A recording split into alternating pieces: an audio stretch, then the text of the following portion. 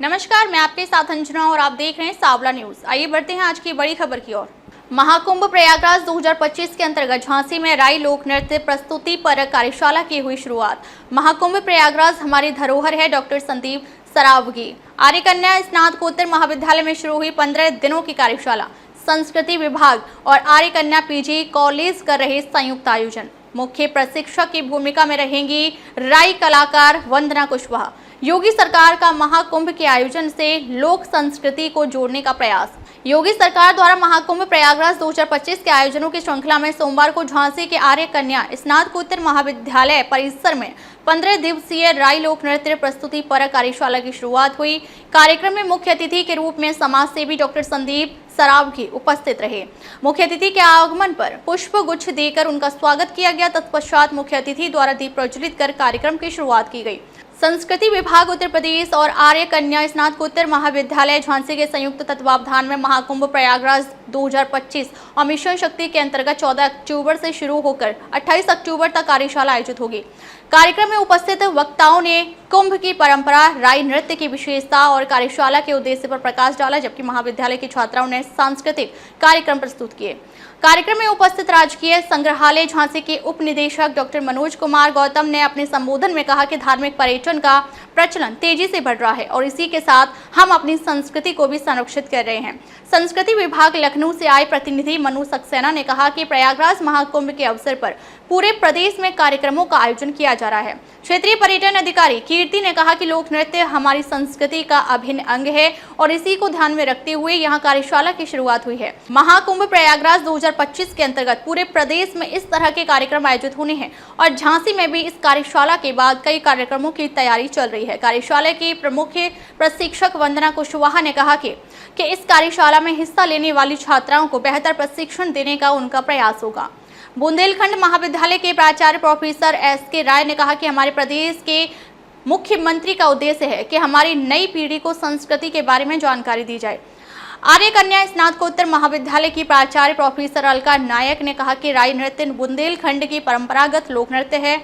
जब हम बहुत आनंदित होते थे या फसलें करती थी तब हम इसका प्रदर्शन करते थे। अंतर्राष्ट्रीय बौद्ध शोध संस्थान के कार्यकारी अध्यक्ष हरगोविंद कुशवाहा ने कहा कि राई नृत्य बेड़िया जनजाति का लोक नृत्य है। इनका झांसी में 1 और ललितपुर में 2 गांव हैं जिन्होंने इस नृत्य को किस तरह से जीवित रखा होगा, इसकी कल्पना भी नहीं की जा सकती। कार्यक्रम के मुख्य अतिथि डॉक्टर संदीप सरावगी ने अपने संबोधन में कहा कि महाकुंभ प्रयागराज हमारी धरोहर है। संस्कृति और संस्कार बचाने के लिए ऐसे आयोजन जरूरी हैं। संस्कार विहीन हो जाने पर किसी तरह का सम्मान नहीं रह जाता है।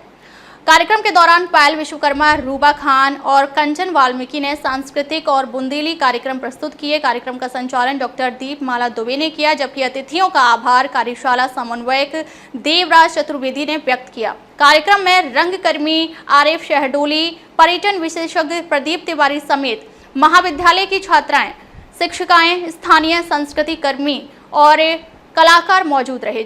झांसी से सांवला न्यूज के लिए संवाददाता तरुण गुप्ता की रिपोर्ट। से और कुशवाहा जी भाई साहब बैठे, बीकेटी से, लखनऊ से भाई साहब आए और भी सम्मानित हमारे बड़े छोटे भाई। हम लोगों का काम बिना जात पात के सिर्फ और सिर्फ समाज की सेवा करने का है। और आपके स्कूल से एक बात और कहना चाहते, प्रिंसिपल मैडम से कहना चाहते कि समाज सेवा में हम लोग इस तरह का भी काम करते हैं।